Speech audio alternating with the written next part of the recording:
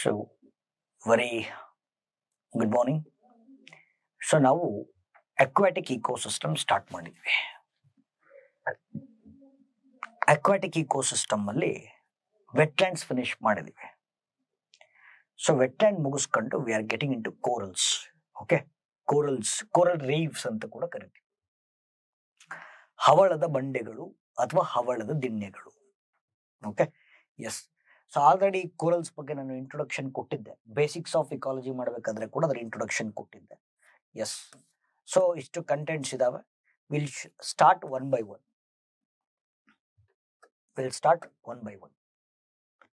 Coral reefs. ಒಂದು statement ಹಾಕಿದೀವಿ. Coral reefs ಬಗ್ಗೆ ಒಂದು ಸ್ಟೇಟ್ಮೆಂಟ್ ಹಾಕಿದೀವಿ. Corals are the most biologically diversified ecosystems on earth ಅಂತ ಒಂದು ಸ್ಟೇಟ್ಮೆಂಟ್ ಇದೆ.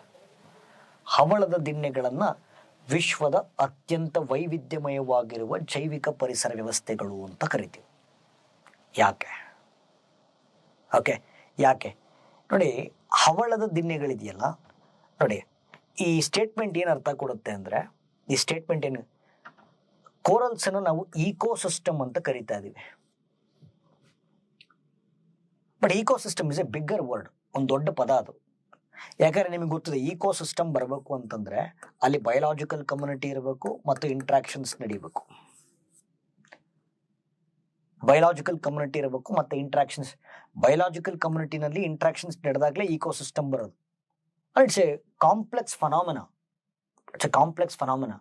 Ecosystem itself is a complex phenomena. ಅಂಥದ್ರಲ್ಲಿ ಒಂದು ಸುಣ್ಣದ ಕಲ್ಲಿನ ಬಂಡೆಯನ್ನ ಒಂದು ಇಕೋಸಿಸ್ಟಮ್ ಕಂಪೇರ್ ಮಾಡ್ತಾ ಇದೀವಿ. ಒಂದು ಸುಣ್ಣದ ಕಲ್ಲಿನ ಬಂಡೆಯನ್ನ ನಾವು ಒಂದು ಇಕೋಸಿಸ್ಟಮ್ ಕಂಪೇರ್ ಮಾಡ್ತಾ ಇದೀವಿ. ಯಾಕೆ ಅಂತಂದ್ರೆ ಗಾತ್ರ ಚಿಕ್ಕದಾದ್ರೂ ಪಾತ್ರ ದೊಡ್ಡದ್ದು ಅಂತ. ಗಾತ್ರ ಚಿಕ್ಕದಾದ್ರೂ ಪಾತ್ರ ದೊಡ್ಡದ್ದು. ಇಲ್ಲಿ ನೋಡಿದ್ರೆ ನಿಮಗೆ ಗೊತ್ತಾಗತ್ತೆ. ಓಕೆ, ಇಲ್ಲಿ ನೋಡಿದ್ರೆ ಗೊತ್ತಾಗತ್ತೆ. ಸೊ ಗಾತ್ರ ಚಿಕ್ಕದಾದ್ರೂ ಪಾತ್ರ ದೊಡ್ಡದ್ದು ಯಾಕೆ ಹೇಳ್ತೀನಿ ಅಂತಂದ್ರೆ, this provide 70% of the marine ಆರ್ಗ್ಯಾನಿಸಮ್ಸ್ಗೆ ಹ್ಯಾಬಿಟ್ಯಾಟ್ ಫೆಸಿಲಿಟಿ ಕೊಡ್ತವೆ. ಸಮುದ್ರದಲ್ಲಿ 70% ಜೀವಿಗಳಿಗೆ ಹ್ಯಾಬಿಟ್ಯಾಟ್ ಫೆಸಿಲಿಟಿ ಕೊಡೋದ್ರಿಂದ it is compare to a ecosystem. ಅದರ ಮಹತ್ವದ ಕಾರಣ, ಅದರ ಪಾತ್ರದ ಕಾರಣ, ಅದರ ಪ್ರಾಮುಖ್ಯತೆಯ ಕಾರಣ ಅದನ್ನು ನಾವು ಪರಿಸರ ವ್ಯವಸ್ಥೆ ಕಂಪೇರ್ ಮಾಡ್ತೀವಿ. Because of it's importance it is regarded as A diversified ecosystem. ಆಯ್ತು ಸರ್, ಕೋರಲ್ಸ್ ಹೆಂಗ್ ರಚನೆ ಆಯ್ತು ಸರ್? ಆಲ್ರೆಡಿ ನಿಮಗೆ ಹೇಳಿದ್ದೀನಿ, ಬಟ್ ಇನ್ನೊಂದ್ಸತಿ ಮಾಡೋಣ. ಓಕೆ, ಸೊ ಆಲ್ರೆಡಿ ಹೇಳಿದ್ದೀನಿ, ಇನ್ನೊಂದ್ಸತಿ ಮಾಡೋಣ. ಕೋರಲ್ಸ್ ಹೆಂಗ್ ರಚನೆ ಆಯ್ತು? ಓಕೆ, ಕೋರಲ್ಸ್ ಹೆಂಗ್ ರಚನೆ ಆಯ್ತು?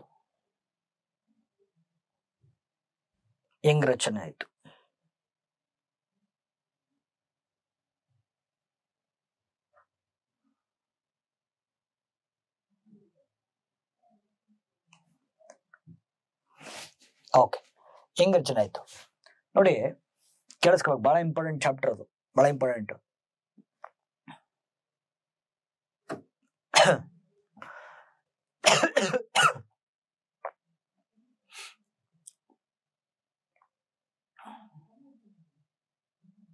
ಓಕೆ, ಹೆಂಗ್ ರಚನೆ ಆಯ್ತು? ಸಮುದ್ರದಲ್ಲಿ ಒಂದು ಟೈನಿ ಆನಿಮಲ್ ಇದಾವೆ. ಸಮುದ್ರದಲ್ಲಿ ಒಂದು ಟೈನಿ ಆನಿಮಲ್, ಒಂದು ಚಿಕ್ಕ ಪ್ರಾಣಿ. ಈ ಹೆಸರು ಕೋರಲ್ ಪಾಲಿಪ್ ಅಂತ.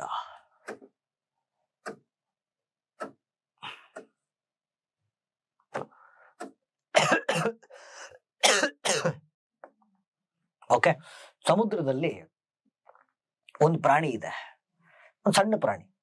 ಹೆಸರು ಕೋರಲ್ ಪಾಲಿಪ್ ಅಂತ. Coral polyp. ಸಮುದ್ರದಲ್ಲಿ ಒಂದು ಪಾಚಿ ಇದೆ, ಪಾಚಿ. ಇದರ ಹೆಸರು ಝೂಗ್ಸಾಂಥಲೆ.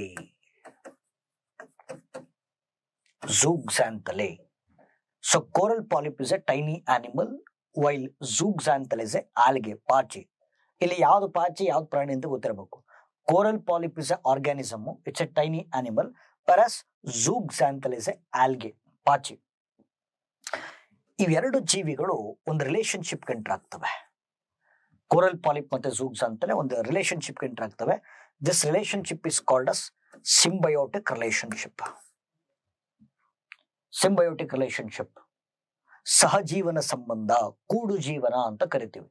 ವಾಟ್ ಈಸ್ ಸಿಂಬಯೋಟಿಕ್ ರಿಲೇಶನ್ಶಿಪ್ ಅಂದ್ರೆ ಇದನ್ ಬಿಟ್ಟು ಇದಿರಲ್ಲ, ಇದನ್ ಬಿಟ್ಟು ಇದಿರಲ್ಲ. ಯಾಕೆಂದ್ರೆ ಇದು ಬದುಕೋದಕ್ಕೋಸ್ಕರ ಇದ್ರ ಮೇಲೆ ಡಿಪೆಂಡ್ ಆಗಿರುತ್ತೆ, ಇದು ಬದುಕೋದಕ್ಕೋಸ್ಕರ ಇದ್ರ ಮೇಲೆ ಡಿಪೆಂಡ್ ಆಗಿರುತ್ತೆ. ಇದು ಬದುಕೋದಕ್ಕೋಸ್ಕರ ಇದ್ರ ಮೇಲೆ ಡಿಪೆಂಡ್ ಆಗಿರುತ್ತೆ, ಇದು ಬದುಕೋದಕ್ಕೋಸ್ಕರ ಇದ್ರ ಮೇಲೆ ಡಿಪೆಂಡ್ ಆಗಿರುತ್ತೆ. ಸೊ ಒಬ್ರನ್ನೊಬ್ರು ಬಿಟ್ಟಿರಲ್ಲ. This relationship is called a symbiotic relationship. Explain the symbiotic relationship that exists between coral polyp and zooxanthellae. Okay, ಈ ಸಿಂಬಯೋಟಿಕ್ ರಿಲೇಶನ್ಶಿಪ್ ಎಕ್ಸ್ಪ್ಲೈನ್ ಮಾಡಿದ್ರೆ, ಈ ಕೋರಲ್ ಪಾಲಿಪ್ ಎನ್ನುವಂತ ಜೀವಿ ಬದುಕಬೇಕು ಅಂತಂದ್ರೆ ಫುಡ್ ಬೇಕು. ಕೋರಲ್ ಪಾಲಿಪ್ ಎನ್ನುವಂತ ಜೀವಿ ಬದುಕಬೇಕು ಅಂದ್ರೆ ಫುಡ್ ಬೇಕು. ಈ ಫುಡ್ ಅನ್ನು ಯಾರು ಕೊಡ್ತಿರ್ತಾರೆ? zooxanthellae ಕೊಡ್ತಾ ಇರುತ್ತೆ. zooxanthellae ಕೊಡ್ತಾ ಇರುತ್ತೆ. ಈ zooxanthellae ಫುಡ್ ಪ್ರಿಪೇರ್ ಮಾಡಬೇಕು ಅಂದ್ರೆ, ಈ zooxanthellae ಫುಡ್ ಪ್ರಿಪೇರ್ ಮಾಡಬೇಕು ಅಂದ್ರೆ ಫೋಟೋಸಿಂಥಸಿಸ್ ಮಾಡಬೇಕು. ಫೋಟೋಸಿಂಥಸಿಸ್ ಕಾರ್ಬನ್ ಡೈಆಕ್ಸೈಡ್ ಬೇಕು. ಈ ಕಾರ್ಬನ್ ಡೈಆಕ್ಸೈಡ್ ಯಾರು ಕೊಡ್ತಿರ್ತಾರೆ? ಕೋರಲ್ ಪಾಲಿಪ್ ಕೊಡ್ತಾ ಇರುತ್ತೆ. ಕೋರಲ್ ಪಾಲಿಪ್ ಎನ್ನುವಂತ ಆರ್ಗ್ಯಾನಿಸಮ್ಗೆ ಬೇಕಾಗಿರುವಂತ ಫುಡ್ ಅನ್ನ zooxanthellae ಕೊಡ್ತಾ ಇರುತ್ತೆ. zooxanthellae ಫುಡ್ ಪ್ರಿಪೇರ್ ಮಾಡಬೇಕು ಅಂದ್ರೆ ಫೋಟೋಸಿಂಥಸಿಸ್ ಮಾಡಬೇಕು. ಫೋಟೋಸಿಂಥಸಿಸ್ ಮಾಡಬೇಕು ಅಂದ್ರೆ ಕಾರ್ಬನ್ ಡೈಆಕ್ಸೈಡ್ ಬೇಕು. ಈ ಕಾರ್ಬನ್ ಡೈಆಕ್ಸೈಡ್ ಯಾರು ಕೊಡ್ತಿರ್ತಾರೆ? ಕೋರಲ್ ಪಾಲಿಪ್ ಕೊಡ್ತಾ ಇರುತ್ತೆ. This is the symbiotic relationship that exists between coral polyp and zooxanthellae. ಆಯ್ತು, ಈಗ ಈ zooxanthellae ಏನು ಫುಡ್ ಕೊಡ್ತಾ ಇದೆ? ಓಕೆ, ಈ zooxanthellae ಏನು ಫುಡ್ ಕೊಡ್ತಾ ಇದೆ? ಈ ಫುಡ್ ಅನ್ನ ತಿಂದ ಕೋರಲ್ ಪಾಲಿಪ್ ಬೆಳೀತಾ ಹೋಗುತ್ತೆ. ಫುಡ್ ಅನ್ನ ತಿಂದ ಕೋರಲ್ ಪಾಲಿಪ್ ಬೆಳೀತಾ ಹೋಗುತ್ತೆ. ಈ ಕೋರಲ್ ಪಾಲಿಪ್ ಬೆಳೆದು ಬೆಳೆದು ಬೆಳೆದು ದೊಡ್ಡದಾಗತ್ತೆ. ಓಕೆ, ಒನ್ಸ್ ಕೋರಲ್ ಪಾಲಿಪ್ ಸತ್ತ ಮೇಲೆ ಅದರ ಸ್ಕೆಲಿಟಲ್ ಸ್ಟ್ರಕ್ಚರ್ಸ್ ಉಳ್ಕೊಳ್ಳುತ್ತೆ. ಸ್ಕೆಲಿಟಲ್ ಸ್ಟ್ರಕ್ಚರ್ಸ್, ಅಸ್ಥಿ ಪಂಜರಗಳು ಉಳ್ಕೊಳ್ಳುತ್ತೆ. ಸೊ ಈ ಸ್ಕೆಲಿಟಲ್ ಸ್ಟ್ರಕ್ಚರ್ಸ್ ಅಲ್ಲಿ ಏನಿರುತ್ತೆ? ಕ್ಯಾಲ್ಸಿಯಂ ಕಾರ್ಬೋನೇಟ್ ಇರುತ್ತೆ, ಸುಣ್ಣ ಇರುತ್ತೆ. ಓಕೆ, ಈಗ ಅಸ್ಥಿ ಪಂಜರಗಳಲ್ಲಿ ಏನಿರುತ್ತೆ? ಸುಣ್ಣ ಇರುತ್ತೆ, ಕ್ಯಾಲ್ಸಿಯಂ ಕಾರ್ಬೋನೇಟ್ ಇರುತ್ತೆ. Okay, the skeletal remains of coral polyp ಅಲ್ಲಿ ಸುಣ್ಣ ಇರುತ್ತೆ. ಈ ಸುಣ್ಣ ಸಾಗರದಲ್ಲಿ ಡೆಪಾಸಿಟ್ ಆಗಿ ಸಾಗರದ ಆಳದಲ್ಲಿ ಡೆಪಾಸಿಟ್ ಆಗಿ ಸುಣ್ಣದ ಕಲ್ಲಿನ ಬಂಡೆಗಳ ಫಾರ್ಮೇಶನ್ ಆಗ್ತವೆ. These are called as coral reefs. ಹವಳದ ಬಂಡೆಗಳು ಅಥವಾ ಹವಳದ ದಿಣ್ಣೆಗಳು.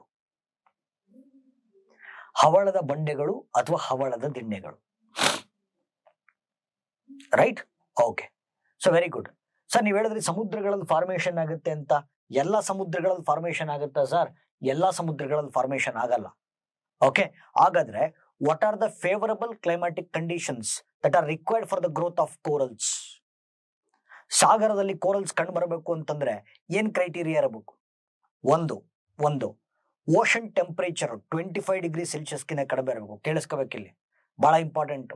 ಓಕೆ, ಸಾಗರದಲ್ಲಿ ಕೋರಲ್ಸ್ ಫಾರ್ಮೇಶನ್ ಆಗ್ಬೇಕು ಅಂದ್ರೆ ಅನುಕೂಲಕರ ವಾತಾವರಣ ಹೇಗಿರಬೇಕು? ಸೊ ಒಂದು, ಸಾಗರಗಳ ಟೆಂಪರೇಚರ್ 25 ಡಿಗ್ರಿ ಸೆಲ್ಸಿಯಸ್ಗಿಂತ ಕಡಿಮೆ ಇರಬೇಕು. ಕಾರಣ 25 ಡಿಗ್ರಿ ಸೆಲ್ಸಿಯಸ್ಗಿಂತ ಜಾಸ್ತಿ ಇದ್ರೆ ಸುಣ್ಣ ಕರ್ಗೋಗ್ಬಿಡುತ್ತೆ. ಒಂದು. ಎರಡನೇದು, ಸೊ ಸಾಗರದಲ್ಲಿ ಪ್ಲೀಸ್ ಒಂದು ಓಷನ್ ಟೆಂಪರೇಚರ್ 25 ಡಿಗ್ರಿ ಸೆಲ್ಸಿಯಸ್ಗಿಂತ ಕಮ್ಮಿ ಇರಬೇಕು. ಎರಡನೇದು, ocean should be free from sedimentation. ಸಾಗರಗಳು ಕೆಸರು ಮತ್ತು ಮಡ್ಡಿಯಿಂದ ಮುಕ್ತವಾಗಿರಬೇಕು. ಬಿಕಾಸ್ ಸೆಡಿಮೆಂಟೆಡ್ ವಾಟರ್ ಅಲ್ಲಿ ಕೋರಲ್ ಪಾಲಿಪ್ ಮತ್ತು zooxanthellae ಬದುಕಲ್ಲ. Free from sedimentation. ಮೂರನೇದು ಲವಣಾಂಶಗಳು ಕಡಿಮೆ ಇರಬೇಕು, ಸಲೈನಿಟಿ ಕಡಿಮೆ ಇರಬೇಕು. ಓಕೆ, ಸಾಗರದಲ್ಲಿ ಸಲೈನಿಟಿ ಕಡಿಮೆ ಇರಬೇಕು. ಸಲೈನಿಟಿ ಒಂದು 35 ppm 40 ppm ಇದ್ರೆ ಓಕೆ. ಈಗ 80 ppt 90 ppt ಇದ್ರೆ ಅಲ್ಲಿ ಕೋರಲ್ ಪಾಲಿಪ್ಸ್ ಬದುಕಕ್ಕಾಗಲ್ಲ. ಸಲೈನಿಟಿ ಕಡಿಮೆ ಇರಬೇಕು. ನಾಲ್ಕನೇದು, ಟ್ರಾನ್ಸ್ಪರೆಂಟ್ ವಾಟರ್ ಬಾಡೀಸ್ ಇರಬೇಕು. ಓಷನ್ಸ್ ಟ್ರಾನ್ಸ್ಪರೆಂಟ್ ಆಗಿರ್ಬೇಕು. ಓಕೆ, ಓಷನ್ಸ್ ಟ್ರಾನ್ಸ್ಪರೆಂಟ್ ಆಗಿದ್ದಷ್ಟು, ಸಾಗರ ಕಾಯಿಗಳು ತಿಳಿಯಾಗಿದ್ದಷ್ಟು ಸನ್ಲೈಟ್ ಪೆನಿಟ್ರೇಷನ್ ಜಾಸ್ತಿ ಆಗುತ್ತೆ. ಟ್ರಾನ್ಸ್ಪರೆಂಟ್ ಆಗಿದ್ರೆ ಸನ್ಲೈಟ್ ಪೆನಿಟ್ರೇಷನ್ ಜಾಸ್ತಿ ಆಗುತ್ತೆ. ಸನ್ಲೈಟ್ ಪೆನಿಟ್ರೇಷನ್ ಜಾಸ್ತಿ ಆದರೆ ಫೋಟೋಸಿಂಥಸಿಸ್ ಜಾಸ್ತಿ ಆಗುತ್ತೆ, ಕೋರಲ್ ಪಾಲಿಪ್ ಜಾಸ್ತಿ ಆಗುತ್ತೆ, ಕೋರಲ್ ರೀಫ್ ಜಾಸ್ತಿ ಆಗುತ್ತೆ. ಓಕೆ, ಸೊ ಜಸ್ಟ್ ಒಂದ್ಸತಿ ನೋಡಿ ಇದನ್ನ. Okay, you'll see the symbiotic relationship that exists between coral polyp and zooxanthellae. ಇದನ್ನ ಬರೆದು ಎಕ್ಸ್ಪ್ಲೈನ್ ಮಾಡಿದ್ದೀನಿ. symbiotic relationship that exists between coral polyp and zooxanthellae. Yeah, okay. Then favorable climatic conditions for the growth of corals. Okay, already ಹೇಳಿದ್ದೇನೆ. So ಒಂದು ಸಾಗರಗಳ ತಾಪಮಾನ, ocean temperature 25 degree ಸೆಲ್ಸಿಯಸ್ಗಿಂತ ಕಮ್ಮಿ ಇರಬೇಕು. Sedimentation free ಇರಬೇಕು ಮತ್ತು ಸಲೈನಿಟಿ ಕಡಿಮೆ ಇರಬೇಕು. ಟ್ರಾನ್ಸ್ಪರೆಂಟ್ ವಾಟರ್ ಬಾಡೀಸ್ ಇರಬೇಕು. ಓಕೆ, ಈಗ ಟೈಪ್ಸ್ ಆಫ್ ಕೋರಲ್ಸ್ ಬರೋಣ. Types of corals. Based upon the location, corals are classified into 3 types. ಒಂದು fringing reefs, barrier reefs ಮತ್ತು atolls. ಅಂಚು ಅವಳದಿಣ್ಣೆಗಳು, ಪ್ರತಿಬಂಧಕ ಕಂಕಣ. ಓಕೆ, ಅಂಚು ಅವಳದಿಣ್ಣೆಗಳು, ಪ್ರತಿಬಂಧಕ ಕಂಕಣ. ಸರ್ ಏನ್ ಸರ್ ಇದು? ಓಕೆ, ಸೊ ಈಗ ಒಂದೊಂದು ಫ್ರಿಂಜಿಂಗು. ಓಕೆ, ನೋಡಿ ಇಲ್ಲಿ, if you observe this, fringing reefs ಅಂದ್ರೆ ಏನು, ಬ್ಯಾರಿಯರ್ ರೀಫ್ಸ್ ಅಂದ್ರೆ ಏನು, ಅಟಾಲ್ಸ್ ಅಂದ್ರೆ ಏನು? ಈಗ ನಾವಿದನ್ನ ಟೆರಸ್ಟ್ರಿಯಲ್ ಇಕೋಸಿಸ್ಟಮ್ ಅಂತ ಕರಿಬಹುದು, ಇದನ್ನ ಅಕ್ವಾಟಿಕ್ ಇಕೋಸಿಸ್ಟಮ್ ಅಂತ ಕರಿಬಹುದು. ಟೆರಸ್ಟ್ರಿಯಲ್ ಮತ್ತು ಅಕ್ವಾಟಿಕ್ ನಡುವೆ, ಓಕೆ, ಈ ಜಾಗ ಏನಿದೆಯಲ್ಲ, this is called us coastal ecosystem, ಕರಾವಳಿ ಪ್ರದೇಶ ಅಂತ ಅನ್ಕೊಳ್ಳೋಣ.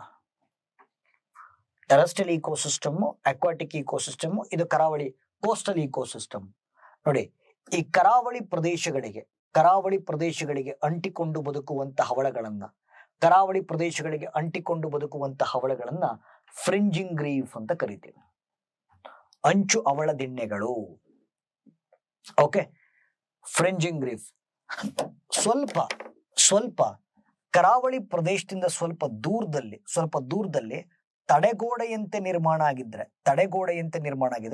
ಇದನ್ನ ನಾವು ಬ್ಯಾರಿಯರ್ ರೀಫ್ ಅಂತ ಕರಿತೀವಿ, ಪ್ರತಿಬಂಧಕ ಹವಳ ದಿಣ್ಣೆಗಳು. ಓಕೆ, ಕರಾವಳಿ ಪ್ರದೇಶಗಳಿಗೆ ಅಂಟ್ಕೊಂಡಿದ್ರೆ ಫ್ರಿಂಜಿಂಗು, ಸ್ವಲ್ಪ ಸುದೂರದಲ್ಲಿ ನೋಡಿ, ಈಗ if you observe here, okay ನೋಡಿ, ಇದು ಬ್ಯಾರಿಯರ್. ಕರಾವಳಿ ಪ್ರದೇಶಗಳಿಗೆ ಅಂಟ್ಕೊಂಡಿದೆಯಾ, ಸ್ವಲ್ಪ ದೂರದಲ್ಲಿದೆ, it is barrier. Okay, so ಪ್ರತಿಬಂಧಕ. ಸೊ ಸಮುದ್ರದ ಮಧ್ಯಭಾಗದಲ್ಲಿ ದ್ವೀಪಗಳ ಸುತ್ತ ರಚನೆ ಆಗಿದ್ರೆ it is called as atoll, ಕಂಕಣ.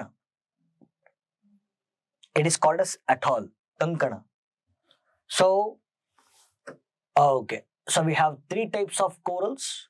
One is fringing, one is barrier, one is atolls.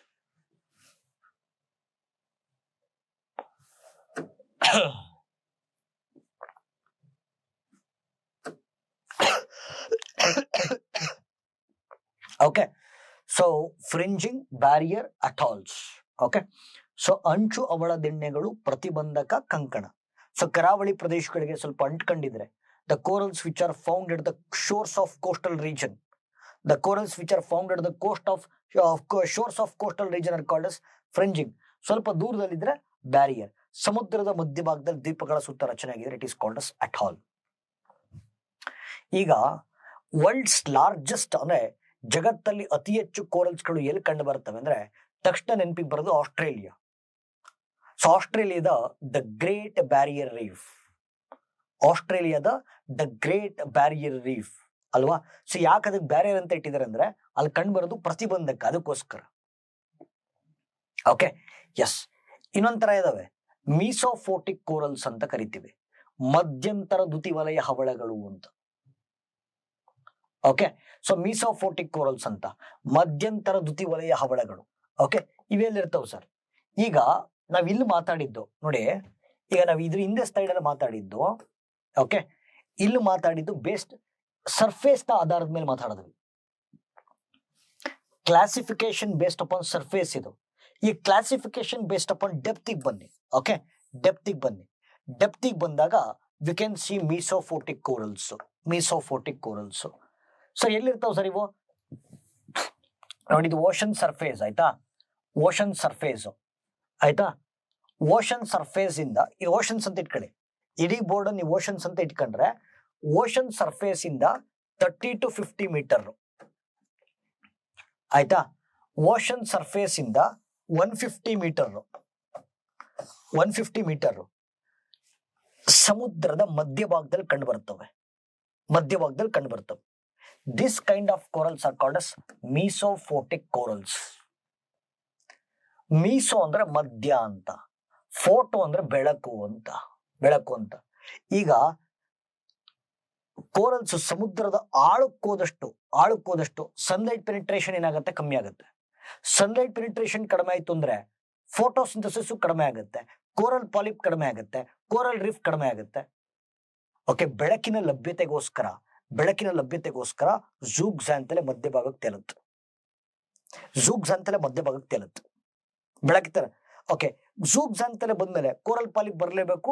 ಹಂಗಾಗಿ ಡೆಪ್ತ್ ವೈಸ್ ನೀವು ಮಾತಾಡಿದ್ರೆ ಸಮುದ್ರದ ಮಧ್ಯಭಾಗದಲ್ಲಿ ರಚನೆ ಆಗ್ತವೆ. They are called as mesophotic corals. Okay, ಮಧ್ಯಂತರ ದ್ಯುತಿವಲಯ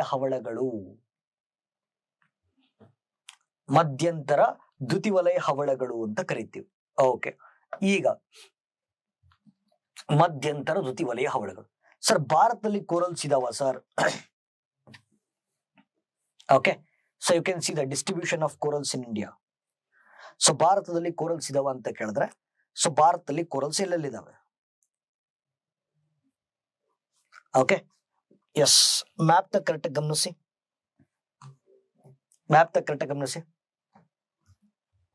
ಗಲ್ಫ್ ಆಫ್ ಕಚ್ ಭಾಗದಲ್ಲಿ ಇದಾವೆ.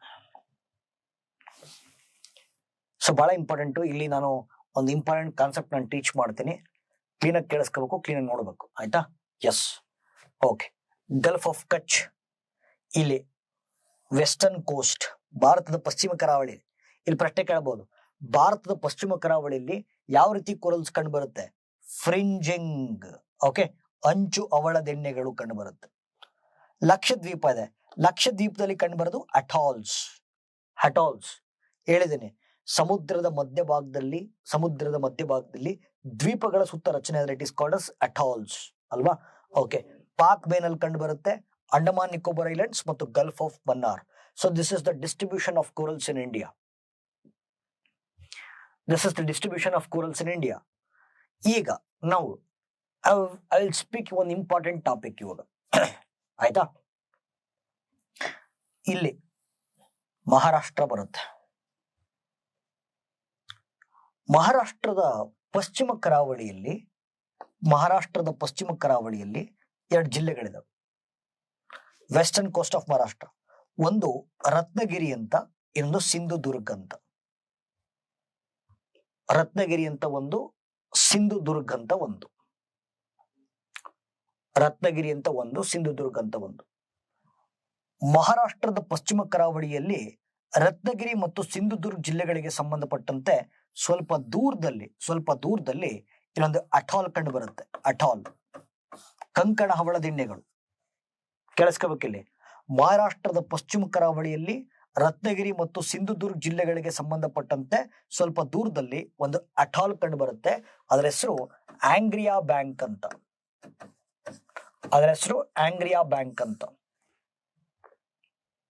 ಈ ಆಂಗ್ರಿಯಾ ಬ್ಯಾಂಕ್ ಅಲ್ಲಿ ಕೋರಲ್ಸ್ ಕನ್ಸ್ಟ್ರಕ್ಷನ್ ಆಗ್ತಾ ಇದಾವೆ. ಅಂದ್ರೆ ಇನ್ನು ಕನ್ಸ್ಟ್ರಕ್ಷನ್ ಫೇಸ್ ಅಲ್ಲಿ ಇದಾವೆ, ಪೂರ್ತಿ ಕನ್ಸ್ಟ್ರಕ್ಟ್ ಆಗಿಲ್ಲ, ರಚನೆಯ ಹಂತದಲ್ಲಿದೆ. ಆದರೆ ಇಲ್ಲಿರೋಂಥ ಕೋರಲ್ಸ್ ಆಂಗ್ರಿಯಾ ಬ್ಯಾಂಕ್ ಅಲ್ಲಿ ಇರೋಂಥ ಕೋರಲ್ಸ್ ಒಂದ್ಸತಿ ಏನಾದ್ರು ಫುಲ್ಲಿ ಕನ್ಸ್ಟ್ರಕ್ಟ್ ಆಗ್ಬಿಟ್ರೆ ಇವತ್ತು ಆಸ್ಟ್ರೇಲಿಯಾದಲ್ಲಿ ಎಷ್ಟು ದೊಡ್ಡದಾಗಿರುವಂತ ಕೋರಲ್ ರೀಫ್ ಇದೆಯೋ ಅಷ್ಟೇ ದೊಡ್ಡದಾಗಿರುವಂತ ಕೋರಲ್ ರೀಫ್ ಅನ್ನ ಭಾರತದಲ್ಲೂ ಕೂಡ ಕಾಣ್ಲಿಕ್ಕೆ ಸಿಗುತ್ತೆ. ಅದಕ್ಕೆ ಇದಕ್ಕೊಂದು ಟೈಟಲ್ ಕೊಟ್ಟಿದ್ದೀವಿ, the expected great barrier reef of India. Angria bank is called as the expected, ಅಲ್ಲ ಅದು ಬ್ಯಾರಿಯರ್, ಇದು ಅಟಾಲು, ಬಟ್ ಸ್ಟಿಲ್ ಇದು ಟೈಟಲ್ ಕೊಟ್ಟಿದ್ದೀವಿ. It is going to be ಅಥವಾ it is called as expected great barrier reef of India. Expected great barrier reef of India. Okay, ಹಾಗಿದ್ಮೇಲೆ ಈ Angria bank ಅನ್ನ ಸಂರಕ್ಷಣೆ ಮಾಡ್ಬೇಕೋ ಬೇಡ? ಓಕೆ, ಆಂಗ್ರಿಯಾ ಬ್ಯಾಂಕ್ ಸಂರಕ್ಷಣೆ ಮಾಡ್ಬೇಕೋ ಬೇಡ? ಮಾಡಬೇಕು. You know that Angria bank is a part of marine ecosystem.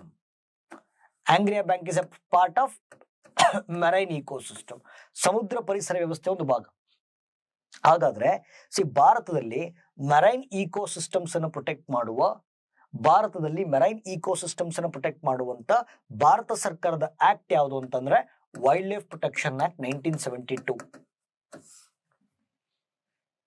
Wild life protection act 1972. ಇದು ಕ್ವಶನ್ ಆಗ್ಬೋದು. Which act is responsible for the protection of marine ecosystems in India? It is wild life protection act 1972. ಆಮೇಲೆ environmental protection act ಅಂತ ಹಾಕೋದು, biodiversity act ಅಂತ ಹಾಕೋದು ತಪ್ಪಾಗುತ್ತೆ. Okay, ಯಾಕೆಂದ್ರೆ ನೋಡಿ, ವೈಲ್ಡ್ ಲೈಫ್ ಪ್ರೊಟೆಕ್ಷನ್ ಆಕ್ಟ್ ಕೆಳಗಡೆ ಫಾರೆಸ್ಟ್ ಕನ್ಸರ್ವೇಷನ್ ಮಾಡ್ತೀವಿ, ಮೆರೈನ್ ಕನ್ಸರ್ವೇಷನ್ ಮಾಡ್ತೀವಿ, ಕೋಸ್ಟಲ್ ಕನ್ಸರ್ವೇಷನ್ ಮಾಡ್ತೀವಿ. ವೈಲ್ಡ್ ಲೈಫ್ ಪ್ರೊಟೆಕ್ಷನ್ ಆಕ್ಟ್ ನೋಡಿ, ನೀವು ವೈಲ್ಡ್ ಲೈಫ್ ಪ್ರೊಟೆಕ್ಷನ್ ಅಂತ ತಕ್ಷಣ ನಿಮ್ ತಲೆಗೆ ಏನ್ ಬರುತ್ತೆ? ಒಂದ್ ದೊಡ್ಡ ಕಾಡು, ಅದು ತುಂಬಾ ವನ್ಯಜೀವಿಗಳು, ಅದನ್ನ ಸಂರಕ್ಷಣೆ ಮಾಡಿದ್ರೆ ವೈಲ್ಡ್ ಲೈಫ್ ಪ್ರೊಟೆಕ್ಷನ್. ಹಂಗಲ್ಲ ಅದು. Okay, wild life protection act ಕೆಳಗಡೆ ಫಾರೆಸ್ಟ್ ಕನ್ಸರ್ವೇಷನ್ ಮಾಡ್ತೀವಿ, ಓಕೆ, ಮೆರೈನ್ ಕನ್ಸರ್ವೇಷನ್ ಮಾಡ್ತೀವಿ, ಕೋಸ್ಟಲ್ ಕನ್ಸರ್ವೇಷನ್ ಮಾಡ್ತೀವಿ. ಈ ಮೂರನ್ನು ಕೂಡ ಈ ಕಾಯ್ದೆಯ ವ್ಯಾಪ್ತಿ ಅಡಿಯಲ್ಲಿ ತರಲಾಗಿದೆ. ಹಾಗಾದ್ರೆ ಈಗ ನೀವ್ ಹೇಳ್ತಿದ್ದೀರಾ, ಸರ್ ಆಂಗ್ರಿಯಾ ಬ್ಯಾಂಕ್ ನಾವು ಸಂರಕ್ಷಣೆ ಮಾಡಬೇಕು, ಯಾಕೆ ಅಂತಂದ್ರೆ it is going to be the expected, ಅಥವಾ it is called as expected greater barrier reef of India. ದೊಡ್ಡ ಮಟ್ಟದ ಹವಳದ ದಿಣ್ಣೆಗಳನ್ನು ಹೊಂದಿದೆ. ಆಯ್ತಾ? ಹಾಗಾದ್ರೆ ಆಂಗ್ರಿಯಾ ಬ್ಯಾಂಕ್ ಅನ್ನ ಯಾವ ಆಕ್ಟ್ ಪ್ರೊಟೆಕ್ಟ್ ಮಾಡಬೇಕು? ವೈಲ್ಡ್ ಲೈಫ್ ಪ್ರೊಟೆಕ್ಷನ್ ಆಕ್ಟ್ ಮಾಡಬೇಕು. ಕರೆಕ್ಟಾ? ಓಕೆ, ಆಸ್ ಪರ್ ನಾವು ಆಕ್ಟ್ ನೋಡ್ಕೊಂಡಾಗ ಆಂಗ್ರಿಯಾ ಬ್ಯಾಂಕ್ ಅನ್ನ ಯಾವ ಆಕ್ಟ್ ಪ್ರೊಟೆಕ್ಟ್ ಮಾಡಬೇಕು? Wildlife protection act protect ಮಾಡಬೇಕು. ಕರೆಕ್ಟಾ? ಆದ್ರೆ ಮಾಡಕ್ಕಾಗಲ್ಲ. ಯಾಕೆ ಅಂತ ಹೇಳ್ತೀನಿ. Why? I tell you something. ಸಿಯರ್, ಓಕೆ, ಈಗ ಇಲ್ಲಿ ಅರಬ್ಬಿ ಸಮುದ್ರ ಬರುತ್ತೆ,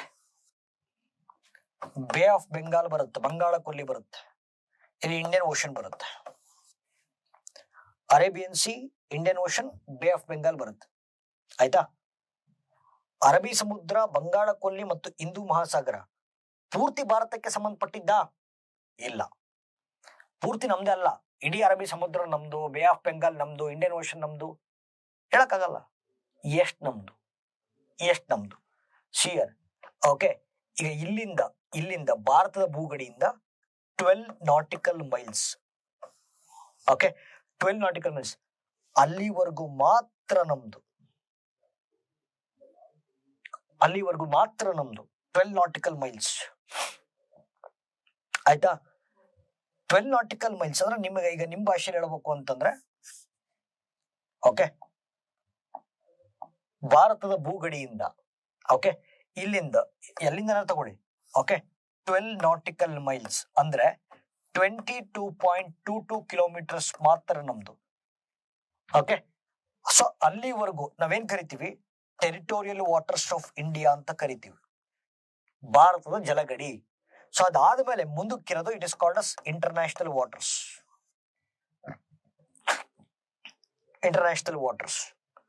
ಅಲ್ಲಿವರೆಗೂ ಮಾತ್ರ, ಅಂದ್ರೆ ಇಲ್ಲಿಂದ ಒಳಗಡೆ ಇರೋದು ಮಾತ್ರ ನಮ್ದು, ಮುಂದಕ್ಕಿರೋದು ನಮ್ದಲ್ಲ. ಆಯ್ತಾ? ಇಲ್ಲಿ ಪ್ರಾಬ್ಲಮ್ ಏನಂತಂದ್ರೆ ನೋಡಿ, ಇಲ್ಲಿಂದ 12 ನಾಟಿಕಲ್ ಮೈಲ್ಸ್ ವರೆಗೂ ನಮ್ಮ ಜಲಗಡಿ ಇರುತ್ತೆ. ಆಯ್ತಾ? ಆದ್ರೆ ಆಂಗ್ರಿಯಾ ಬ್ಯಾಂಕು 12 ನಾಟಿಕಲ್ ಮೈಲ್ಸ್ ಇಂದ ಹೊರಗೆ ಬೀಳುತ್ತೆ. 12 ನಾಟಿಕಲ್ ಮೈಲ್ಸ್ ಒಳಗೆ ಬೀಳುತ್ತೆ. ಏನಾದ್ರು ನೋಡಿ, 12 ನಾಟಿಕಲ್ ಮೈಲ್ಸ್ ಒಳಗೆ ಬಿದ್ದಿದ್ರೆ, ಆಯ್ತಾ, ಕೇಳಿಸ್ಕೋಬೇಕು, ಬಹಳ ಇಂಪಾರ್ಟೆಂಟ್. ಓಕೆ, ಈಗ 12 ನಾಟಿಕಲ್ ಮೈಲ್ಸ್ ಇಂದ ಆಂಗ್ರಿಯಾ ಬ್ಯಾಂಕ್ ಹೊರಗೆ ಬೀಳ್ತಾ ಇದೆ. ಒಳಗಡೆ ಬಿದ್ದಿದ್ರೆ ನಾವು ಅದನ್ನ ವೈಲ್ಡ್ ಲೈಫ್ ಪ್ರೊಟೆಕ್ಷನ್ ಆಕ್ಟ್ 1972 ಕೆಳಗಡೆ ಸಂರಕ್ಷಣೆ ಮಾಡಬಹುದಾಗಿತ್ತು. ಬಟ್ ಇದು ಹೊರಗಡೆ ಬೀಳ್ತದೆ. ಅದು ಹೊರಗಡೆ ಬಿದ್ದಾಗ ಅದು ಭಾರತಕ್ಕೆ ಸಂಬಂಧಪಟ್ಟಿದ್ದು ಅಂತ ಹೆಂಗ್ ಹೇಳ್ತೀರಿ ಸರ್? ಹೆಂಗ್ ಹೇಳ್ತೀವಿ ಅಂದ್ರೆ, ಇಲ್ಲಿಂದ ಭಾರತದ ಭೂಗಡಿಯಿಂದ 200 nautical miles, okay, 200 nautical miles, okay, ಇಲ್ಲಿವರೆಗೂ ಭಾರತದ ಎಕ್ಸ್ಕ್ಲೂಸಿವ್ ಎಕನಾಮಿಕ್ ಝೋನ್ ಇರುತ್ತೆ. 12 ನಾಟಿಕಲ್ ಮೈಲ್ಸ್ ವರೆಗೂ ಟೆರಿಟೋರಿಯಲ್ ವಾಟರ್ಸ್ ಇರುತ್ತೆ. 200 ನಾಟಿಕಲ್ ಮೈಲ್ಸ್ ವರೆಗೂ ಎಕ್ಸ್ಕ್ಲೂಸಿವ್ ಎಕನಾಮಿಕ್ ಝೋನ್ ಇರುತ್ತೆ. 200 ನಾಟಿಕಲ್ ಮೈಲ್ಸ್ ವರೆಗೂ ಎಕ್ಸ್ಕ್ಲೂಸಿವ್ ಎಕನಾಮಿಕ್ ಝೋನ್ ಇರುತ್ತೆ. ಅಂದ್ರೆ ಇದು ಹೆಂಗಾಗ್ತಿದೆ ಅಂದ್ರೆ ನೋಡಿ, 12 ನಾಟಿಕಲ್ ಮೈಲ್ಸ್ ಒಳಗ್ ಬಿದ್ದಿದ್ರೆ ನಾವು ವೈಲ್ಡ್ ಲೈಫ್ ಪ್ರೊಟೆಕ್ಷನ್ ಆಕ್ಟ್ ಕೆಳಗಡೆ ಸಂರಕ್ಷಣೆ ಮಾಡಬಹುದಾಗಿತ್ತು. ಬಟ್ ಇದು ಟೆರಿಟೋರಿಯಲ್ ವಾಟರ್ಸ್ ಇಂದ ಹೊರಗಡೆ ಬಿದ್ದಿದೆ, ಎಕ್ಸ್ಕ್ಲೂಸಿವ್ ಎಕನಾಮಿಕ್ ಝೋನ್ ಒಳಗಡೆ ಬಿದ್ದಿದೆ. So it cannot be protected under wild life protection act. It cannot be protected under Wildlife Protection Act. So it is protected under Maritime Zone Act. ಪ್ರಶ್ನೆ ಕೇಳ್ತಾರೆ ಇದನ್ನ. Okay, Angriya bank ಅನ್ನ wild life protection act ಕೆಳಗಡೆ ಯಾಕೆ ಸಂರಕ್ಷಣೆ ಮಾಡಕ್ಕಾಗಲ್ಲ, and why it is protected under maritime zone act? Because it falls outside the ambit of territorial area, territorial waters, and it falls inside the ambit of exclusive economic zone. Okay, just ಒಂದ್ಸತಿ ನೋಡಿ correct ಆಗಿ Angriya bank ಎಲ್ಲಿದೆ? ಮಹಾರಾಷ್ಟ್ರದ ಪಶ್ಚಿಮ ಕರಾವಳಿಯಲ್ಲಿ ರತ್ನಗಿರಿ ಮತ್ತು ಸಿಂಧುದುರ್ಗ್ ಜಿಲ್ಲೆಗಳಿಗೆ ಸಂಬಂಧಪಟ್ಟಂತೆ ಸ್ವಲ್ಪ ದೂರದಲ್ಲಿ ಒಂದು ಅಠಾಲ್ ಕಾಣ್ತೀವಿ. ಓಕೆ, ಅದನ್ನ ಆಂಗ್ರಿಯಾ ಬ್ಯಾಂಕ್ ಅಂತ ಕರಿತೀವಿ. ಸೊ ಈ ಆಂಗ್ರಿಯಾ ಬ್ಯಾಂಕ್ ಅಲ್ಲಿ ಕೋರಲ್ಸ್ ಗಳು ಕನ್ಸ್ಟ್ರಕ್ಷನ್ ಆಗ್ತಾ ಇದಾವೆ. ಅದೇನಾದ್ರು ಒಂದ್ಸತಿ ಫುಲ್ಲಿ ಕನ್ಸ್ಟ್ರಕ್ಟ್ ಆಯ್ತು ಅಂತಂದ್ರೆ ಅದು it is going to be the expected great barrier reef of India. ಆಸ್ಟ್ರೇಲಿಯಾದಲ್ಲಿ ಎಷ್ಟು ದೊಡ್ಡ ಕೋರಲ್ ರೀಫ್ ಇರುತ್ತೋ ಅಷ್ಟೇ ದೊಡ್ಡ ಕೋರಲ್ ರೀಫ್ ಅನ್ನು ನಾವು ಭಾರತದಲ್ಲೂ ಕೂಡ ಕಾಣ್ಲಿಕ್ಕೆ ಸಿಗುತ್ತೆ. ಈಗ ಮೆರೈನ್ ಇಕೋಸಿಸ್ಟಮ್, ಸಮುದ್ರ ಪರಿಸರ ವ್ಯವಸ್ಥೆಗಳನ್ನು ಸಂರಕ್ಷಣೆ ಮಾಡುವಂತ ಕಾಯ್ದೆ ಯಾವುದು? Wild life protection act. Okay, ಸಮುದ್ರ ಪರಿಸರ ವ್ಯವಸ್ಥೆಗಳನ್ನು ಸಂರಕ್ಷಣೆ ಮಾಡುವಂತ ಆಕ್ಟ್ ಯಾವುದು? Wild life protection act. Okay, ಯಾವಾಗ ನೋಡಿ ಟೆರಿಟೋರಿಯಲ್ ವಾಟರ್ಸ್ ಒಳಗಡೆ ಇದ್ದಾಗ, ಟೆರಿಟೋರಿಯಲ್ ವಾಟರ್ಸ್ 12 ನಾಟಿಕಲ್ ಮೈಲ್ಸ್ ಒಳಗಡೆ ಇದ್ದಿದ್ರೆ ಅದು ವೈಲ್ಡ್ ಲೈಫ್ ಪ್ರೊಟೆಕ್ಷನ್ ಆಕ್ಟ್ ಸಂರಕ್ಷಣೆ ಮಾಡ್ತಿತ್ತು. ಬಟ್ ಅದು ಟೆರಿಟೋರಿಯಲ್ ವಾಟರ್ಸ್ ಇಂದ ಹೊರಗಡೆ ಬೀಳುತ್ತೆ, ಆದ್ರೆ ಎಕ್ಸ್ಕ್ಲೂಸಿವ್ ಎಕನಾಮಿಕ್ ಝೋನ್ ಒಳಗಡೆ ಬೀಳುತ್ತೆ. So it is protected under which act? Maritime zone act.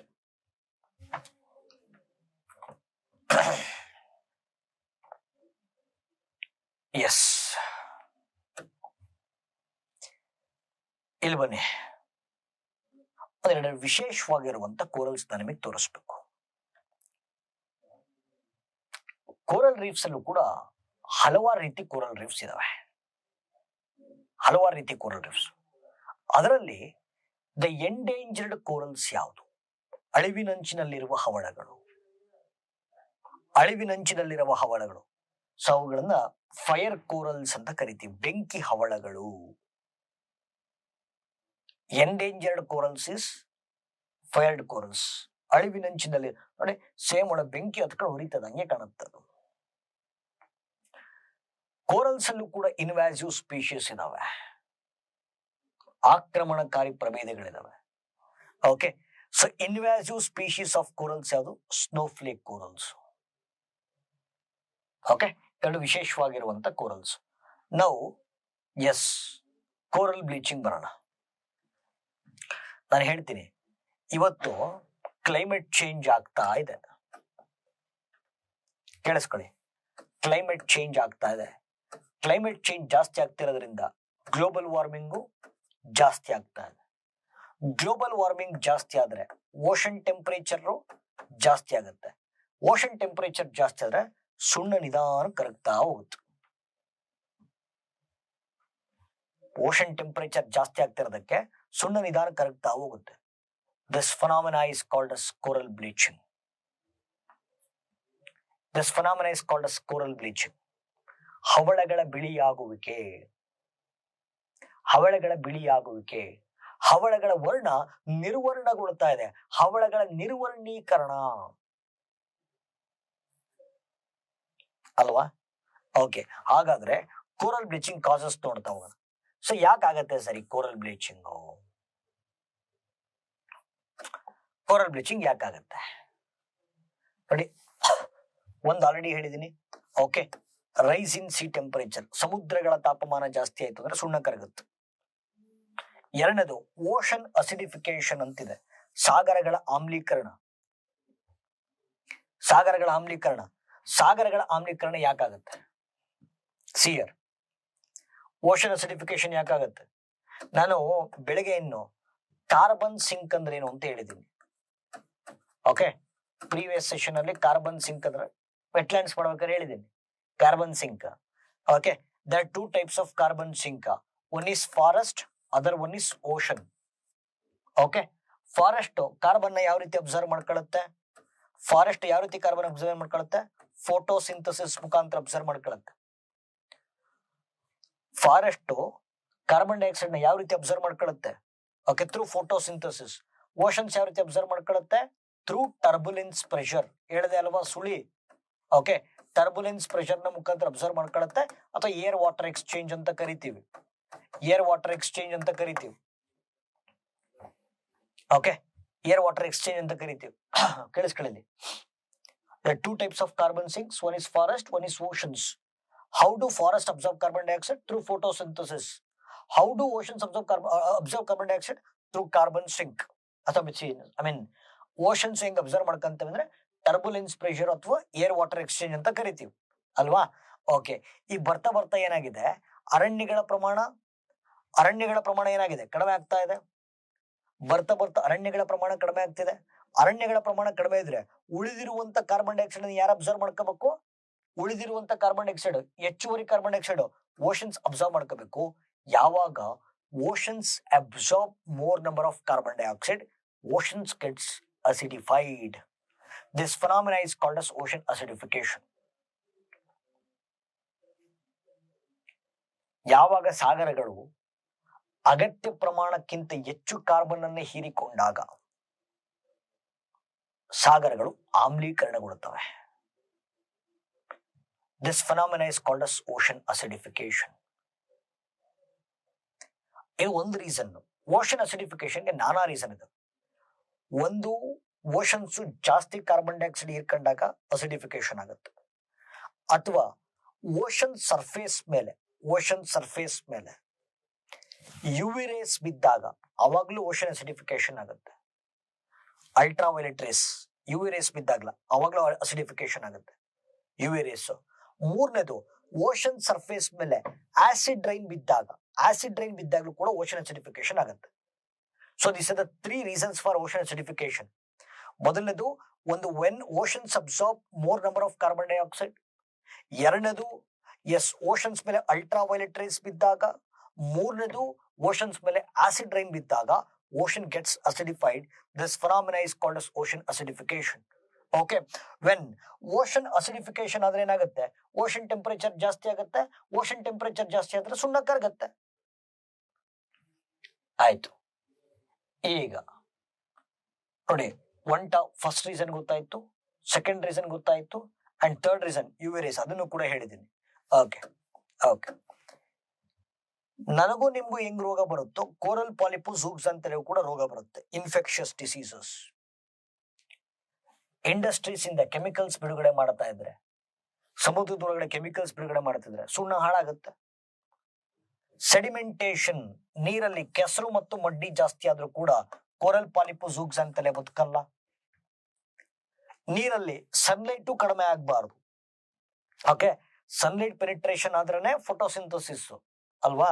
Okay, light availability ಮತ್ತೆ ಮಾನವ ನಿರ್ಮಿತ ಕಾರಣಗಳು, human induced threats, ocean mining ಮಾಡೋದು, ವೆಪನ್ಸ್ ಟೆಸ್ಟ್ ಮಾಡೋದು, ನ್ಯೂಕ್ಲಿಯರ್ ವೇಸ್ಟ್ ಡಂಪ್ ಮಾಡೋದು. These are the reasons for coral bleaching.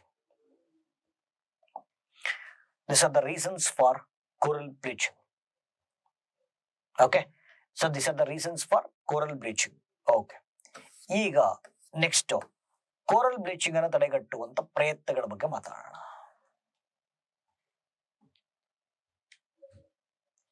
Okay, coral bleaching ಅನ್ನು ತಡೆಗಟ್ಟುವಂತ ಪ್ರಯತ್ನಗಳ ಬಗ್ಗೆ ಮಾತಾಡೋಣ. ಒಂದು ಜಾಗತಿಕ ಪ್ರಯತ್ನ, ಒಂದು ರಾಷ್ಟ್ರೀಯ ಪ್ರಯತ್ನ, ಒಂದು ಗ್ಲೋಬಲ್ ಎಫರ್ಟ್ಸ್, ಒಂದು national efforts. First I am gonna start with national efforts. Ministry of environment ಕೇಳಿದಿರಾ? ಮಿನಿಸ್ಟ್ರಿ ಆಫ್ ಎನ್ವಿರಾನ್ಮೆಂಟ್, ಅದ್ರ ಕೆಳಗಡೆ ಝೂಲಾಜಿಕಲ್ ಸರ್ವೆ ಆಫ್ ಇಂಡಿಯಾ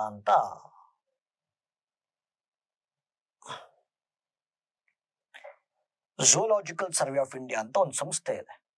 ಭಾರತದ ಪ್ರಾಣಿಶಾಸ್ತ್ರ ಸಮೀಕ್ಷೆ, which is headquartered at Kolkata, Paschima Bangala.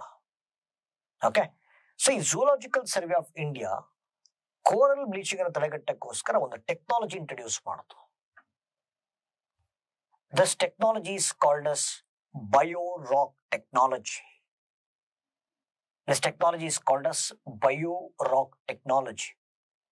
ಹೆಂಗ್ ಸರ್ ಇದು? ಒಂದು ದೊಡ್ಡ ಐರನ್ ಫ್ರೇಮ್ ತಗೋತೀವಿ, ಒಂದು ಐರನ್ ಫ್ರೇಮ್ ಅಥವಾ ಸ್ಟೀಲ್ ಫ್ರೇಮ್ ತಗೋತೀವಿ. ಸೊ ಈ ಐರನ್ ಫ್ರೇಮ್ ಮತ್ತು ಸ್ಟೀಲ್ ಫ್ರೇಮ್ ತಗೊಂಡು ಇದಕ್ಕೆ ಕರಗದ ಸುಣ್ಣವನ್ನು ಲೇಪನ ಮಾಡ್ತೀವಿ. ಕರಗದ ಸುಣ್ಣ, the limestone which does not melt, ಕರಗಬಾರ್ದು. ಈ ಐರನ್ ಫ್ರೇಮ್ ತಗೊಂಡೋಗ್ಬಿಟ್ಟು ಸಮುದ್ರದ ಆಳಕ್ಕೆ ಇಡ್ತೀವಿ. ಇಟ್ಟಾಗ ಕೋರಲ್ ಪಾಲಿಪ್ ಮತ್ತೆ ಝೂಗ್ಸ್ ಅಂತಲೇ ಓಕೆ, ಕೋರಲ್ ರೀಫ್ ನ ಬಿಲ್ಡ್ ಮಾಡಬೇಕು ಅಂದ್ರೆ ಇದ್ರ ಮೇಲೆ ಬಿಲ್ಡ್ ಮಾಡ್ಕೊಂಡು ಹೋಗ್ಬೋದು. ಇದರಿಂದ coral reef formation process speed ಆಗುತ್ತೆ. ಇದ್ರ ಮೇಲೆ ಬಿಲ್ಡ್ ಮಾಡ್ಕೊಂಡು ಹೋಗ್ಬೋದು. ಇದರಿಂದ coral reef formation process speed ಆಗುತ್ತೆ. ಆಯ್ತು, ಈಗ ಕೋರಲ್ ಬ್ಲೀಚಿಂಗ್ ಆಗ್ತಿದೆ ಅಂತ ಇಟ್ಕೊಳ್ಳೋಣ. ಕೋರಲ್ ಬ್ಲೀಚಿಂಗ್ ಆಗ್ತಾ ಇದೆ. ಬ್ಲೀಚಿಂಗ್ ಆದ್ರೆ ಯಾವ್ದು ಬ್ಲೀಚ್ ಆಗುತ್ತೆ? ಯಾವ್ದು ನ್ಯಾಚುರಲ್ ಆಗಿ ಫಾರ್ಮ್ ಆಗಿರುತ್ತೆ ಅದು ಬ್ಲೀಚ್ ಆಗುತ್ತೆ. ಇದು ಬ್ಲೀಚ್ ಆಗಲ್ಲ. ಕೋರಲ್ ಪಾಲಿಪ್ ಮತ್ತೆ ಝೂಗ್ಸ್ ಅಂತಾರೆ ಮತ್ತೆ ಫಾಸ್ಟ್ ಆಗಿ ರೀಬಿಲ್ಡ್ ಮಾಡಬಹುದು. ಫಾರ್ಮೇಶನ್ ಪ್ರಾಸೆಸ್ ಸ್ಪೀಡ್ ಆಗುತ್ತೆ, ರೀಬಿಲ್ಡಿಂಗ್ ಪ್ರಾಸೆಸ್ ಸ್ಪೀಡ್ ಆಗುತ್ತೆ. ಫಾರ್ಮೇಶನ್ ಮತ್ತೆ ರೀಬಿಲ್ಡಿಂಗ್ ಎರಡೂ ಫಾಸ್ಟ್ ಆಗೋದ್ರಿಂದ ಬ್ಲೀಚಿಂಗ್ ಪ್ರಾಸೆಸ್ ಸ್ವಲ್ಪ ನಿಧಾನ ಆಗುತ್ತೆ. ಬ್ಲೀಚ್ ಆಗ್ತಿದ್ರು ಕೂಡ ರೀಬಿಲ್ಡ್ ಆಗ್ತಾ ಇರುತ್ತೆ. ಬಿಕಾಸ್ ಕೆಳಗಡೆ ಒಂದು ಅರ್ಧ ಮಾಡಿಕೊಟ್ಬಿಟ್ಟಿದೀವಿ ನಾವು ಆಲ್ರೆಡಿ. ಅರ್ಥ ಆಗ್ತಿದೆಯಲ್ಲ? ಇನ್ನೊಂದ್ಸತಿ ಹೇಳ್ತೀನಿ ಬೇಕಾದ್ರೆ, ಏನ್ ತೊಂದರೆ ಏನಿಲ್ಲ. ಒಂದು ಐರನ್ ಫ್ರೇಮ್ ತಗಂತೀವಿ. ಐರನ್ ಫ್ರೇಮ್ ಅಥವಾ ಸ್ಟೀಲ್ ಫ್ರೇಮ್, ರಸ್ಟ್ ಹಿಡಿಬಾರದು. ಅದಕ್ಕೆ ಕರಗದ ಸುಣ್ಣವನ್ನು ಲೇಪನ ಮಾಡ್ತೀವಿ. The limestone which does not melt. ತೊಗೊಂಡೋಗಿ ಸಮುದ್ರಕ್ಕೆ ಇಡ್ತೀವಿ. ಈಗ ಕೋರಲ್ ಪಾಲಿಪ್ ಮತ್ತೆ ಝೂಗ್ಸ್ ಅಂತಾರೆ ಕೋರಲ್ ರೀಫ್ ನ ಬಿಲ್ಡ್ ಮಾಡಬೇಕು ಅಂತಂದ್ರೆ ಇದ್ರ ಮೇಲೆ ಬಿಲ್ಡ್ ಮಾಡ್ಕೊಂಡು ಹೋಗ್ಬೋದು. ಇದರಿಂದ ಫಾರ್ಮೇಶನ್ ಪ್ರಾಸೆಸ್ ಸ್ಪೀಡ್ ಆಗುತ್ತೆ. ಓಕೆ, ಈಗ ನ್ಯಾಚುರಲ್ ಆಗಿ ಯಾವ್ದು ಫಾರ್ಮ್ ಆಗುತ್ತೋ ಅದು ಬ್ಲೀಚ್ ಆಗುತ್ತೆ. ಈ ಸುಣ್ಣ ಬ್ಲೀಚ್ ಆಗಲ್ಲ. ಆಯ್ತಾ? ಈಗ ಓಷನ್ ಟೆಂಪರೇಚರ್ ಜಾಸ್ತಿ ಆಗ್ತಿದೆ ಅಂತಂದಾಗ ಯಾವ್ದು ನ್ಯಾಚುರಲಿ ಫಾರ್ಮ್ ಆಗಿರುತ್ತೋ ಅದು ಬ್ಲೀಚ್ ಆಗುತ್ತೆ. ಓಕೆ, ಈಗ ಇದೇ ನಾವು ಅಂಟಿಸಿದೀವಿ, ಅದು ಬ್ಲೀಚ್ ಆಗಲ್ಲ. ಕೋರಲ್ ಪಾಲಿಪ್ ಮತ್ತೆ ಝೂಗ್ಸ್ ಅಂತಾರೆ ಮತ್ತೆ ಫಾಸ್ಟ್ ಆಗಿ ರೀಬಿಲ್ಡ್ ಮಾಡಬಹುದು. ಅಂದ್ರೆ ಫಾರ್ಮೇಶನ್ ಪ್ರಾಸೆಸ್ ಮತ್ತೆ ರೀಬಿಲ್ಡಿಂಗ್ ಪ್ರಾಸೆಸ್ ಎರಡೂ ಸ್ಪೀಡ್ ಅಪ್ ಆಗೋದ್ರಿಂದ ಬ್ಲೀಚಿಂಗ್ ಸ್ವಲ್ಪ ನಿಧಾನ ಆಗುತ್ತೆ. Such a technology is called as bio-rock technology, which was introduced by Zoological Survey of India, which functions under Ministry of Environment. ಆಯ್ತಾ? ಇನ್ನೊಂದು, ಇದು ನ್ಯಾಷನಲ್ ಎಫರ್ಟ್. ಗ್ಲೋಬಲ್ ಎಫರ್ಟ್ ಒಂದು example ಹೇಳ್ಬಿಡ್ತೀನಿ. ಐ ಹೋಪ್ ನೀವೆಲ್ಲರೂ ಕಾಸ್ಮೆಟಿಕ್ಸ್ ಯೂಸ್ ಮಾಡ್ತೀರಾ ಅಂತ ಭಾವಿಸ್ತೀವಿ. Cosmetics, ಸೌಂದರ್ಯವರ್ಧಕಗಳು, cosmetics. ಅದರಲ್ಲಿ ಒಂದು ಕಾಸ್ಮೆಟಿಕ್ ಇದೆ, ಸನ್ಸ್ಕ್ರೀನ್ ಕ್ರೀಮ್ ಅಂತ. ನೀವು ಯೂಶಲಿ ನೋಡಿರ್ತೀರ. ಎಲ್ಲಾದ್ರೂ ಬಿಸಿಲು ಹೋಗಿನ ಮುಂಚೆ ಸನ್ಸ್ಕ್ರೀನ್ ಕ್ರೀಮ್ ನ ಯೂಸ್ ಮಾಡ್ತೀವಿ. ಕಪ್ಪಾಗಬಾರ್ದು, ಟ್ಯಾನ್ ಆಗಬಾರ್ದು, ಸ್ಕಿನ್ ಏನಾಗಬಾರ್ದು ಅಂತೇಳಿ ಸನ್ಸ್ಕ್ರೀನ್ ಕ್ರೀಮ್ಸ್ ಅನ್ನ ಯೂಸ್ ಮಾಡ್ತಾರೆ. ಈ ಸನ್ಸ್ಕ್ರೀನ್ ಕ್ರೀಮ್ಸ್ ಅಲ್ಲಿ ಎರಡು ಕೆಮಿಕಲ್ ಇದೆ. ಓಕೆ, ಎರಡು ಕೆಮಿಕಲ್. ಒಂದು ಆಕ್ಸಿಬೆನ್ಸಿನ್ ಅಂತ, ಇನ್ನೊಂದು ಆಕ್ಟಿನೋಕ್ಸೇಟ್ ಅಂತ. ಸನ್ಸ್ಕ್ರೀನ್ ಕ್ರೀಮ್ಸ್ ಅಲ್ಲಿ ಕಂಡು ಬರುವಂತ ಎರಡು ರಾಸಾಯನಿಕ ವಸ್ತುಗಳು, ಒಂದು ಆಕ್ಸಿಬೆನ್ಸಿನ್, ಇನ್ನೊಂದು ಆಕ್ಟಿನೋಕ್ಸೇಟ್. ಎರಡು ಕೆಮಿಕಲ್ ಹಾಕಿರ್ತಾರೆ. ಸರಿ, ನಾವು ಕ್ರೀಮ್ ಹಚ್ಕೊಂಡ್ವಿ, ಆಮೇಲೆ ಮುಖ ತೊಳೆದ್ವಿ. ಆ ವೇಸ್ಟ್ ವಾಟರ್ ಎಲ್ಲಿ ಹೋಯ್ತು? ಚರಂಡಿಗೆ ಹೋಯ್ತು. ಚರಂಡಿಯಿಂದ ನದಿಗೆ ಹೋಯ್ತು, ನದಿಯಿಂದ ಸಮುದ್ರಕ್ಕೆ ಹೋಯ್ತು. ಈ ಆಕ್ಸಿಬೆನ್ಸಿನ್ ಮತ್ತೆ ಆಕ್ಟಿನೋಕ್ಸೇಟ್ ಎನ್ನುವಂತ ಕೆಮಿಕಲ್ಸ್ ಸಮುದ್ರವನ್ನು ಸೇರ್ಕೊಂಡ್ರೆ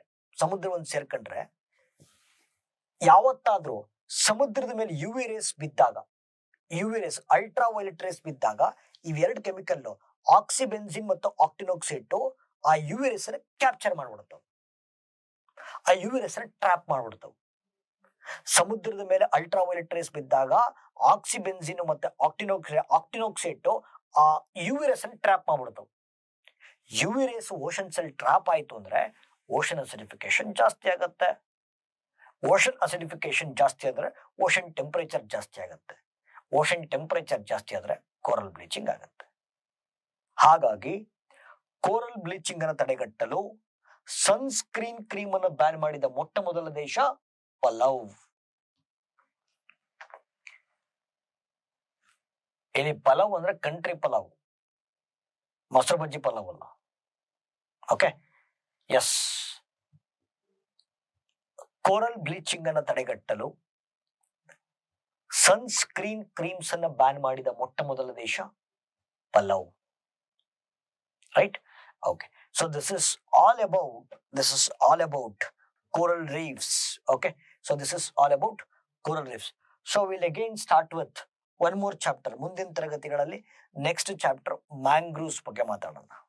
okay, after this session will start with mangrove forest. So mangrove forest ನಾವು ಮಾಡಿದ್ರೆ ಅಕ್ವಾಟಿಕ್ ಇಕೋಸಿಸ್ಟಮ್ ಕಂಪ್ಲೀಟ್ ಆಗುತ್ತೆ. ಆ ನಂತರದಲ್ಲಿ ನಾವು ಬಯೋಡೈವರ್ಸಿಟಿ ಕನ್ಸರ್ವೇಷನ್ ಮುಂದಕ್ಕೆ ಹೋಗ್ಬೋದು. ಯಾ, ಥ್ಯಾಂಕ್ ಯು.